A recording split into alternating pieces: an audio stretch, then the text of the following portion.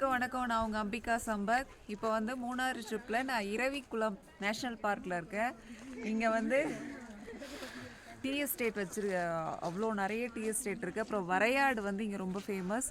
குறிஞ்சி பூ 12 வருஷத்துக்கு ஒரு முறை பூக்கும் இல்லைங்களா, அந்த பூ வந்து இங்கே தான் பூக்கும்னு சொல்கிறாங்க. பியூர் ஆக்சிஜன், சுத்தமான காற்று. பாருங்கள் அந்த வியூ சைட்டை, அதை அப்படியே ஃபோக்கஸ் பண்ண கிட்ட.